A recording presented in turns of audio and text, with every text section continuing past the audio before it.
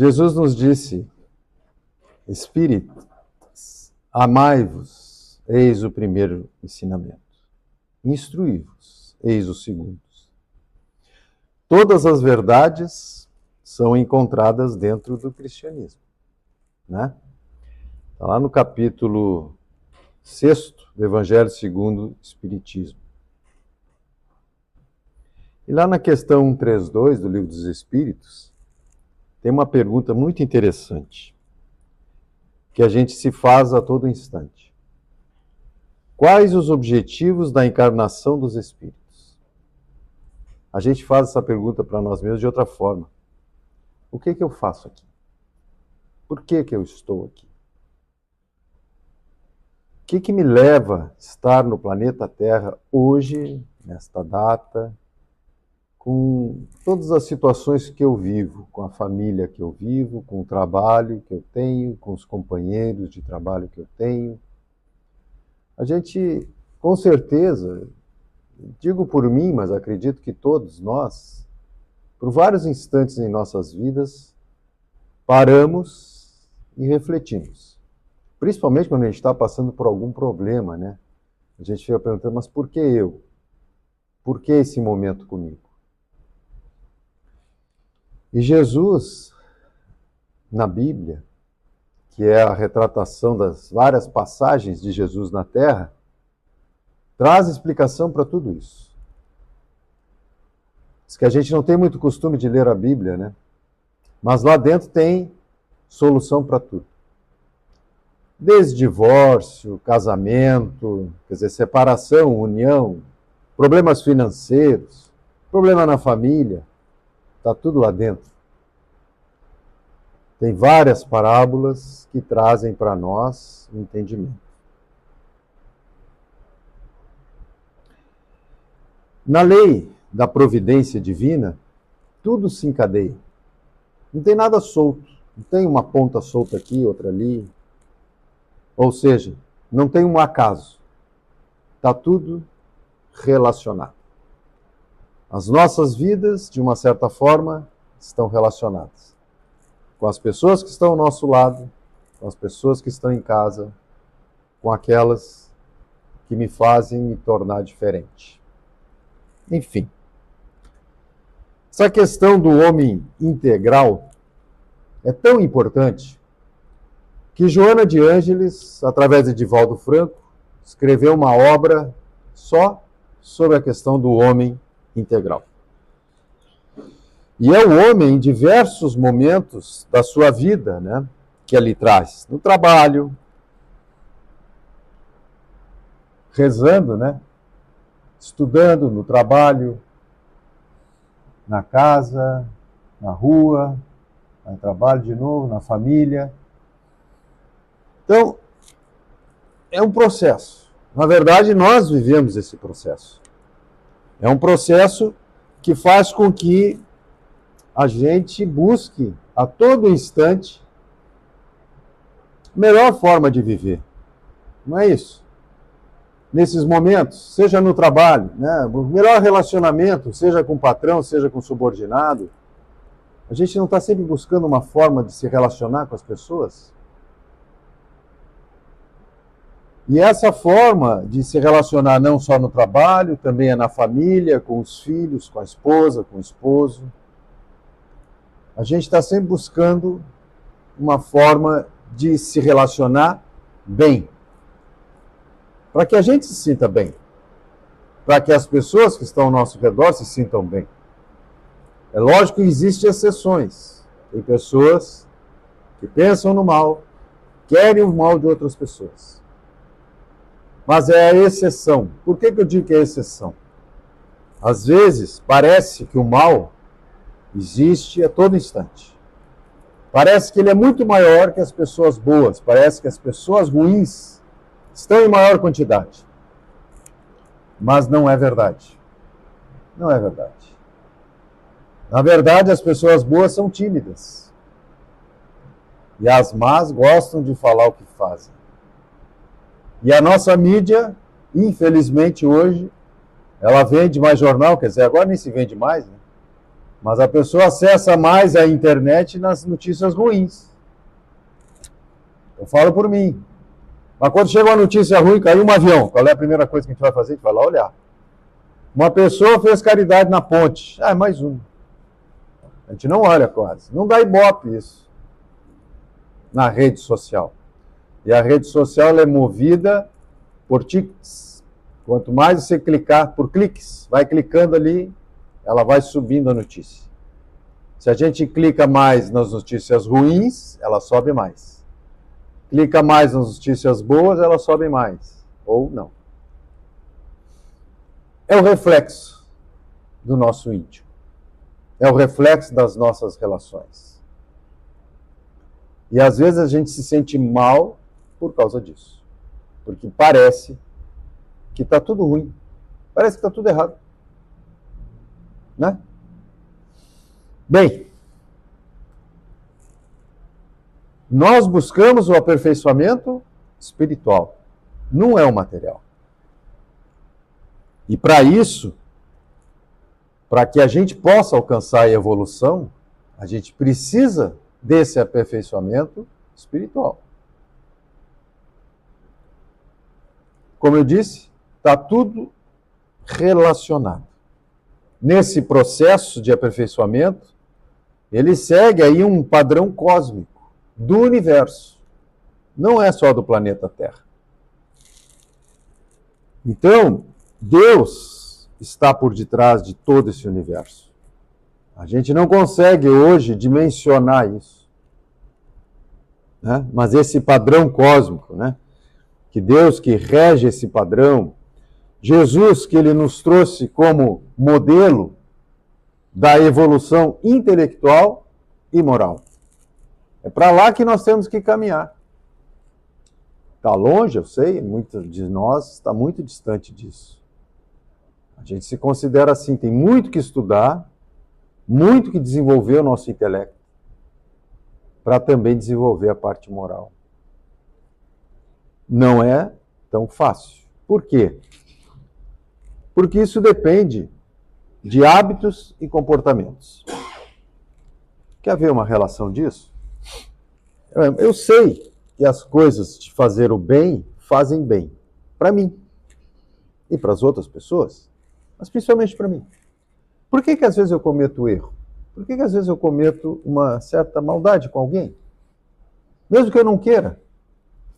Será que a gente nunca cometeu? Às vezes a gente comete um deslize. A gente não aprendeu ainda? Um exemplo. Para nós mesmos, não para os outros. Para nós mesmos. A gente sabe que beber faz mal? Sabe. Mas beber socialmente?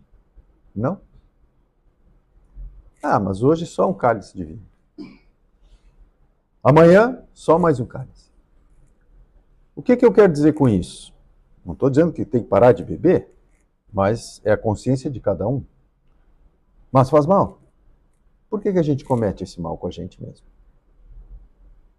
A gente sabe. Então, entre o saber, sentir, então, pensamento, sentimento e ação, existe uma diferença. E quando a gente começa a agir contra os nossos próprios sentimentos, fica difícil. Se a gente sabe que isso faz mal, pensamos, sentimos e agimos. Se nós agimos contra, isso começa a nos fazer mal intimamente, moralmente. Então o intelecto está beleza, o intelecto sabe o que é certo e o que é errado, mas ele ainda assim continua cometendo os erros. Então, hábitos e comportamentos são importantes para nós. E hoje a gente é influenciado, muito influenciado, pelo meio em que vivemos. Como também, da mesma forma, influenciamos, né? Então, o homem integral, como eu falei, vamos falar do pensamento do homem, do querer do homem e do sentir do homem, que era o que eu estava falando. Vamos destrinchar melhor isso, para a gente poder entender. Eu fiz um esqueminha aqui que eu acho que fica bem fácil de consolidar. Eu acho que entendeu, vocês já entenderam, né? Para consolidar o entendimento. O pensar vem da onde? Da nossa razão. O querer, da vontade.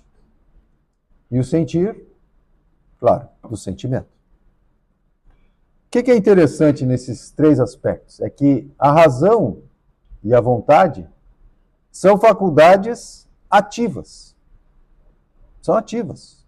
A gente faz isso acontecer. Né? Faz parte do meu pensamento, faz parte do meu querer, da minha vontade. São ativas. Mas o sentimento é uma faculdade passiva. Ela está no nosso íntimo, o sentir.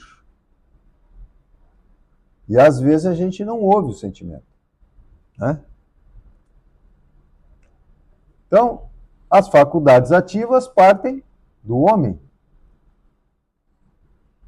E as passivas acontecem nele, no seu íntimo. Então, nós precisamos adquirir hábitos nesse contexto social, entre coletivo e individual, nós precisamos adquirir hábitos bons, né? Mas é difícil, porque a sociedade mesmo condena muitos hábitos bons e pratica muitos hábitos que não são tão bons. E aí tem as vulnerabilidades, né? As éticas, emocionais, psicológicas e espirituais. Aquele beber socialmente, né? Então, a gente precisa, nesse momento, de uma proposta educativa à luz da razão, porque o pensamento é o que vai determinar o restante. Como eu disse, se ele é ativo, então a razão tem que estar do meu lado, eu tenho que raciocinar sobre as coisas que eu quero fazer, que também é da parte ativa. Não é isso? Por isso que o intelecto é importante ele ser desenvolvido, para que aprimore a minha razão, o meu entendimento das coisas.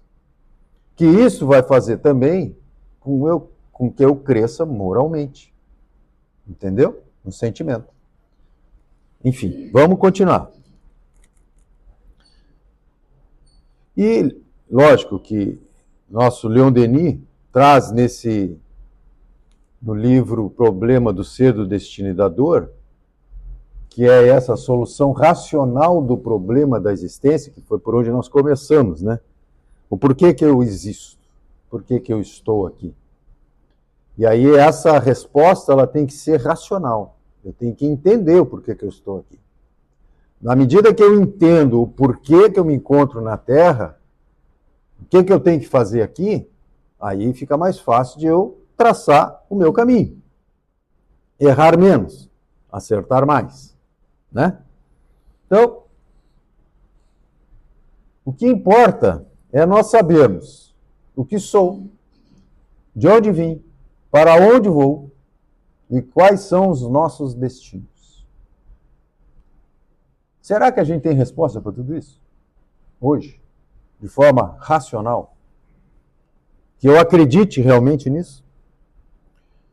O que normalmente a gente faz como cristão? Não, eu sei que eu tenho uma vida após a morte. Vou continuar existindo. Ok. Mas isso é muito vago, não? Para onde eu vou? Da onde eu vim? O que eu tenho que fazer para ir para um lugar melhor? Antigamente se cobrava tijolinhos no céu. Não lembram disso? Tem algumas histórias assim. Se cobrava alguma coisa e tal. Mas isso não leva a pessoa para o céu. E que céu é esse, né? O que é esse céu? Então a gente tem que entender melhor tudo isso para poder fazer as escolhas certas. Se não entendemos, ou se não temos as respostas para essas perguntas, qualquer caminho que nos apresentar serve. Né? Qualquer caminho serve. Enfim,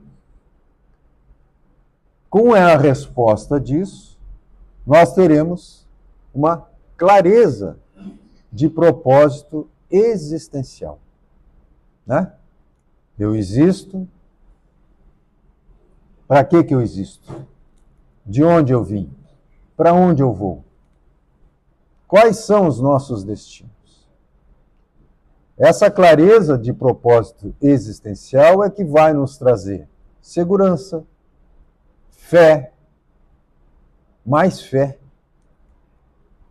naquilo que eu acredito, naquilo que eu estou fazendo. E no meu projeto de vida. Porque todos nós aqui somos um projeto de vida. Não é isso? Então é importante que a gente tenha sucesso na nossa vida. O que vocês acham? E como é que é esse sucesso na vida? Quem tem filho, como eu, por exemplo, a gente trabalha a vida toda para educar os filhos, para eles fazerem uma boa faculdade, né? Para ele poder estudar, se tornar um doutor, ter bens, visibilidade, poder. Será que é isso somente? Tranquilidade de consciência, sombra e água fresca, poder me aposentar e ficar numa praia paradisíaca, numa rede. Será que esse é o meu sucesso na vida? Talvez não, né? Mas a gente passa o ano todo esperando a praia, né? Às vezes, umas férias. Prazer efêmero, por exemplo, sexolatria, drogadição, da corrupção. Isso aí. Ou é o prazer de quando pratico a caridade e sorvo o reflexo disso? Tá fácil de escolher, né? Tá fácil de escolher aí. Se fosse, marque a resposta certa. Tá fácil, porque, lógico, a gente está falando aqui de fazer o bem, da caridade, então nós vamos lá na letra B logo. Mas a razão me faz entender que esse é o melhor caminho. Porque eu tenho certeza que todos nós aqui, em algum momento, já praticamos essa caridade. A gente já fez o bem para alguém sem esperar nada em troca. Tenho certeza disso. Vou lembrá-los de que quando a gente logo faz isso e não teve nenhuma recompensa, a gente não sente um prazer íntimo. A gente não sente aquela dever cumprido, ou então um sentimento de mais-valia, parece que eu fui útil. A gente não sente isso? E esse sentimento, as coisas materiais me dão? Não dão. Eu vou lá e compro um carro. Fiquei 2 anos trabalhando para comprar um carro. Eu quero esse modelo. Vou lá e compro ele. Satisfação? Legal. Saí da empresa com um carro novo. Mas isso dura uma semana. Daqui a pouco eu quero outro carro. Diferente. Está errado? Talvez. Mas a lei do progresso prevê isso. Que o homem sempre esteja buscando se melhorar materialmente. E não é errado isso. Essa evolução material é importante para que a Terra evolua. Senão nós estaríamos ainda no tempo das cavernas, empurrando carroça. Essa evolução toda tecnológica, industrial que veio exatamente porque o homem tem dentro dele esse instinto de querer evoluir, materialmente falando. Não está errado, porque a tecnologia hoje que nós temos nos auxilia muito na divulgação das questões morais. Como também em coisas erradas. Se a gente entrar na internet, vai ter tudo o que você imagina lá dentro. E mais um pouco. Quem faz as escolhas das buscas somos nós. Não são as pessoas que botam o conteúdo lá. Nós vamos buscar aquilo que o meu coração assim busca. E a gente costuma criticar muito isso. Eu já vi muita gente criticando, né? Internet, não sei o que, tá, tudo bem. Criança, adolescente, ainda não tem um discernimento. Pode ser que precise do auxílio dos pais. Mas eu já vi muito adolescente pensando muito melhor que adultos idosos como eu, ou mais. Então, isso faz parte da evolução moral de cada um. Não é isso? E aí vamos falar da influência na ordem social. E nós já estamos falando, logicamente, né, que vem disso, da influência digital, da influência da nossa sociedade em que vivemos, né? Então tem a própria internet, as redes sociais, a globalização, a rapidez nas comunicações e informações. Isso é ruim? Não. Isso é bom. Ruim é aqueles que utilizam dessa ferramenta para divulgar coisas ruins. Fazer o mal, né? A gente está cheio de pessoas aí dentro fazendo mal. Então, e para isso, né, nós temos aí como diz o nosso professor Yuval Harari, minha tradução aqui um pouquinho, né? Ele fala de momentos voláteis, que são momentos descartáveis. Vocês estão vendo um homem de gelo ali se derretendo, né? Hoje, a rapidez com as comunicações e informações são voláteis. Porque da mesma forma que hoje ela te traz uma informação que parece boa, daqui a pouco essa informação derrete e fica ruim. Ou some, ou não tem mais importância. Agora nós estamos na fase dos influenciadores digitais. Milhões de seguidores, né? 1.000 e tantos seguidores, 2.000, não sei o quê. Tem gente que tem milhões de seguidores. E a pessoa vive 24 horas para isso. Influenciando pessoas na forma de vestir, na forma de falar, na forma de se pintar, aonde vai, onde deixa de ir. E as pessoas seguindo. Tem um filme até que eu vi essa semana, por acaso, não teve essa intenção, que é Influenciadora Divina. Está no Netflix, se vocês quiserem ver, é bem interessante. Ela era uma influenciadora digital de uma determinada empresa de modas e ela cometeu um erro. E a pessoa demitiu ela e bloqueou ela nas redes sociais. Ela tinha mais de 1.000, sei lá quantos mil seguidores. De um momento para o outro, ela ficou sem nenhum seguidor. Que ela considerava pessoas amigas, que pessoas não tinha ninguém amigo. Na verdade, tinha interesses. E é bem isso, né? Por isso que são relações descartáveis, né? Momentos, porque isso passa e não fica nada, né? Tem mais uma aqui, relações líquidas, né? Que nós temos aqui, ó, relações superficiais e egóicas. Eles chamam de voláteis porque os ares voláteis somem, né? As líquidas porque se transforma, some, você não consegue pegar na mão isso, né? Então são relações superficiais e egoístas, né? Tá lá, ó, Twitter, Face, tá todo mundo assim e ninguém conhece ninguém. Porque na verdade a pessoa que está ali na frente às vezes é uma máscara. Ela fez aquela pessoa. Diz que a família é uma maravilha, quando vai ver a família vive brigando. Mas o exemplo do influenciador está lá como uma família de modelo, e não é bem assim. E esse cara aqui, que é o... Como é que é o nome do cara aqui? Zygmunt... Fala dos momentos voláteis. Zygmunt Bauman. Conceito de liquidez. Está ali. Está ali o nomezinho dele. Vivemos tempos líquidos. Nada é para durar. Esses são os momentos que vivemos hoje. Não vejo a hora de passar isso. Acho que até está passando, sabe?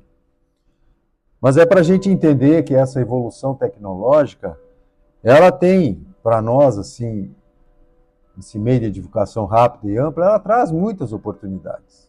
Muitas. Nós usamos isso. Inclusive tem um QR Code ali no nosso folder com as nossas relações aí sociais, nossos grupos sociais, tá? Mas ele também traz muita responsabilidade, porque tudo aquilo que fazemos, que divulgamos para toda essa rede social, tem que ter uma responsabilidade. A gente está mexendo com as vidas das pessoas, com os sentimentos, com a razão das pessoas. E por isso a gente precisa aumentar esses conteúdos positivos. Que é por isso que nós estamos nas redes sociais, para aumentar também o conteúdo positivo, porque o conteúdo negativo tu não tira, mas o conteúdo positivo tu pode acrescer, né? Então, e atentar sempre para o nosso foco, né? De propagar sempre o bem e não o mal. De educar os nossos sentimentos, né? E Jesus nunca se deteve no aspecto sombrio de companheiro algum. Está no livro Viajor. Jesus nos conhece intimamente a todos nós, a cada um de nós, porque Ele está aqui no plano Terra, no planeta Terra, desde a sua criação. Ele nos trouxe para cá. E como Ele nos conhece tão bem, Ele também conhecia muito bem os seus apóstolos. E Ele via naqueles homens ainda embrutecidos pela matéria, por aquela época, Ele via não o momento dele, como Ele viu Judas, como Ele viu Pedro, né? Ele sabia que Pedro ia negá-lo, mas Ele viu o potencial que cada um teria lá na frente. Tanto é que Pedro foi a pedra fundamental da igreja de Jesus. Então, meus irmãos, da mesma forma, a gente tem que ficar pensando que nós temos, sim, objetivos, metas e programação nesta vida. Esse rapaz, Viktor Frankl, coloca: quem tem um porquê, enfrenta qualquer como. É importante a gente entender os porquês da nossa existência, da nossa vida. E a família é essa estrutura educativa. Tá? Qual é o papel da família, né? Está lá uma campanha, aperte mais este laço. Essa campanha é permanente da Federação Espírita Brasileira. O melhor é viver em família. Embora muita gente tente descaracterizar a família, e parece que nós estamos vivendo um momento muito assim, sabe? De fazerem pouco da estrutura familiar, estão tentando destruir a estrutura familiar. Mas é importante que a gente entenda que o Instituto Família foi criado por Deus. Não foi criado pelo homem. Essa necessidade de vivermos em uma família, de criarmos nossos filhos, de educá-los, porque nós somos co-criadores de Deus. Na medida em que Ele coloca sobre a nossa responsabilidade um ente reencarnado novinho, em que eu precise ensinar ele a engatinhar, a caminhar, a falar, a entender as coisas, Ele está me colocando na mão um ser espiritual que traz uma bagagem sobre a minha responsabilidade. Lá na questão 775, é tão importante essa questão da família que Kardec pergunta aos espíritos: qual seria para a sociedade o resultado do relaxamento dos laços de família? Uma recrudescência do egoísmo. Pensaríamos somente em nós. E como poderíamos reencarnar, né? Então, a educação no lar. Vós fazeis o que também vistes juntos de vosso Pai. Então, preconiza-se na atualidade do mundo uma educação pela liberdade plena dos instintos do homem. É isso. Nós temos que tomar muito cuidado com isso, né? E ele nos diz que a coletividade, porém, cedo ou tarde, será compelida a reajustar seus propósitos. Porque não é esse o caminho. A liberdade dos instintos do homem não é o caminho certo. É que nem o movimento pêndulo, né? Nem uma coisa, nem outra. Você não pode ficar segurando aqui, mas também somente a liberdade. Não. Existe o meio termo. E esse meio termo, a própria coletividade vai sentir a necessidade de se corrigir. Tá? Os pais humanos têm de ser os primeiros mentores de seus filhos, como eu falava. São os responsáveis pela formação do caráter do lar. Que lar que eu tenho em casa? Qual a minha responsabilidade perante ele? Então, a tarefa doméstica constitui trabalho e cooperação com Deus. Por isso que somos os co-criadores de Deus. porque estamos colaborando, cooperando com ele, na melhoria desses seres e, com certeza, na melhoria do nosso planeta.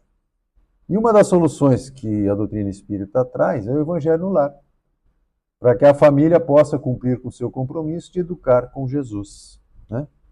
Evangelizemos nossos lares, meus filhos, doando à nossa família a bênção de hospedarmos o Cristo de Deus em nosso lar. Quem nos fala isso é Bezerra de Menezes. E ele coloca aqui a oração em conjunto: torna o lar um santuário de amor, onde os espíritos mais nobres procuram auxiliar mais e mais, dobrando os talentos de luz que ali são depositados.